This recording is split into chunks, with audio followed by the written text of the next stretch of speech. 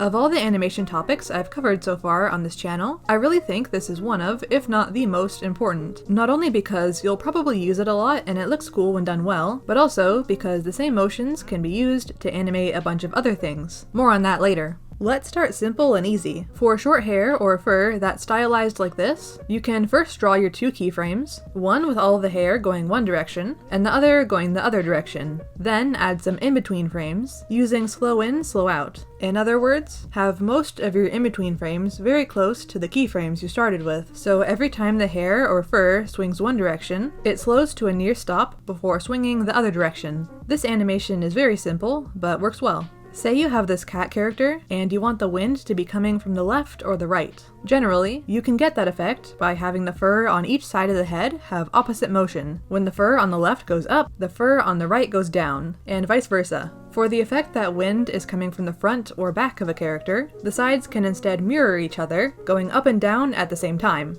If you try these same steps on something like a long strand of hair, it's probably not going to turn out great. Instead, it should look more like this. This motion is also useful for cloth, like how I used it here to animate a cape, as well as sometimes a base for something like a tail. So here's how to create this effect yourself. Regardless of what you want this to turn into, it's best to start with a simple line, much easier to work with and understand. The first frame is an S-curve with a smaller top than bottom, and be sure to draw in a point for the strand to connect to, so that this looks like it's attached to something and doesn't end up flying around all over the place. Now, imagine that there is an invisible force pulling on just the top part of this S. In the second frame, the top curve will be pulled further out this way, and the lower curve trails behind, loosely following a curved path. Next, the imaginary force will continue to pull, and at this point, the entire strand might end up looking more like a C-curve. You don't have to do this perfectly, but try to keep the length of the line roughly the same in all of your frames. Also, notice how in these frames, the pull travels downward, leaving a lot of space on top for a new pull to start. Each new pull starts at the top half of the strand.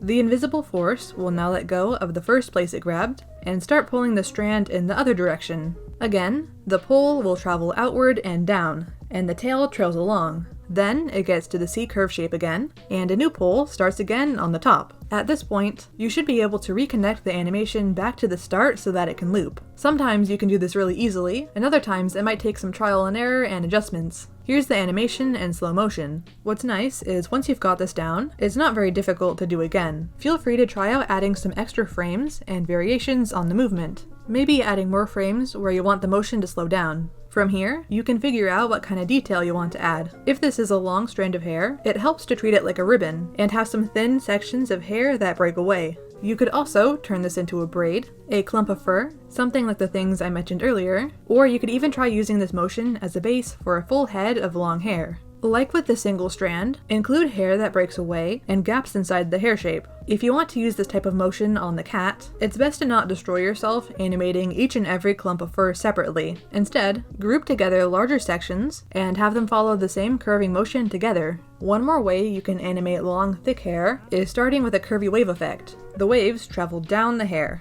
Draw the person's full head first, not just their face. That way, you won't accidentally forget about their skull that should be underneath the hair. Applying the basic wave animation to this head should look like this. Waves traveling on top of the shape and on the bottom, starting at the head and moving down to the end. Make sure your animation loops in a way that the motion continues in the same direction and doesn't reverse back like a ping pong effect. This is just a base for the actual animation, so if you can, lower the opacity and create a new layer on top. Reference the simple version, but do your best to make the shape of the hair more interesting and less repetitive, and add details to make it actually look like hair. Here's a test animation I did that didn't work well because I accidentally created the ping pong effect. Compare that to this one, and you can tell the difference it makes when the motion stays continuous in one direction. That should be all. Here's a couple of other animation tutorials that you might find interesting. Thanks for watching!